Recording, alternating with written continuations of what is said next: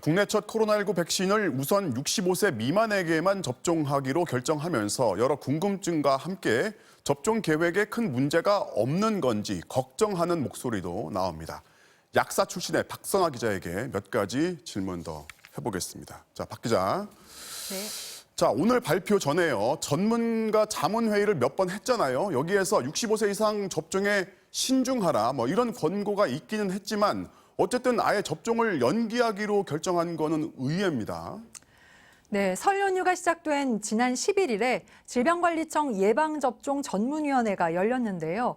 여기서 아스트라제네카 백신을 65살 이상에게 접종하는 문제가 다시 한번 깊게 다뤄졌습니다. 참석한 13명의 위원 중 10명이 65살 이상의 효능에 대한 근거를 좀 더 확인한 뒤 접종하자는 수정안에 동의했다고 합니다. 또 앞서 보도해드렸듯이 정부는 국민들의 접종 수용성도 크게 고려했는데요.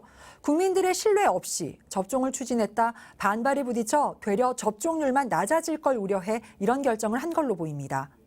자, 접종의 수용성을 걱정했다는 건데 그러면 이제 3월 말에요. 아스트라제네카 임상 결과를 이제 추가로 확보해서 판단하겠다는 건데 이게 언제 어떤 결과로 나올지 장담할 수 있는 상황은 아니지 않습니까? 네, 현재 미국에서 65살 이상이 상당수 포함된 3만여 명에 대한 임상시험이 진행 중인데 3월 말쯤 끝납니다. 또 영국에서는 1월 초부터 70살 이상을 포함한 접종이 이미 진행되고 있고요. 그래서 정부는 아스트라제네카 백신에 대한 미국과 영국의 평가 자료를 함께 고려할 계획인데요. 65살 이상에 대한 효과가 입증된다면 코백스를 통해 3월이나 4월쯤 들어올 걸로 보이는 아스트라제네카 백신을 접종할 수 있을 걸로 보입니다. 다만 우려처럼 효과가 낮은 게 확인될 경우 65살 이상에게는 2분기에 공급될 예정인 노바백스나 얀센 등 다른 백신이 접종될 가능성도 있습니다.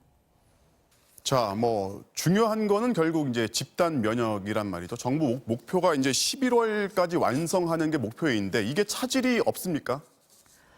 네, 집단 시설의 고령자들일수록 감염에 취약하고 또 감염되면 중증이나 사망으로 갈 수 있어 우선 접종자로 정한 건데요. 이들에 대한 접종이 늦어지면 초기 접종으로 기대한 방역 효과를 제대로 볼 수 없는 게 아니냐는 지적이 나오고 있습니다.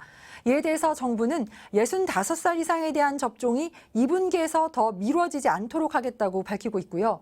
또 11월 집단 면역 형성에는 문제가 없을 걸로 보고 있습니다. 전문가들도 접종 순서가 일부 변경되긴 하지만 11월까지 70% 이상 백신 접종을 마친다는 장기 목표 달성에는 큰 차질이 없을 걸로 내다봤습니다. 다만 백신 공급이 늦어지거나 백신을 무력화시키는 변이 바이러스가 등장할 경우 집단 면역 형성에 변수가 될 수는 있습니다. 네, 잘 들었습니다. 지금까지 보건복지부 담당하는 박선아 기자였습니다.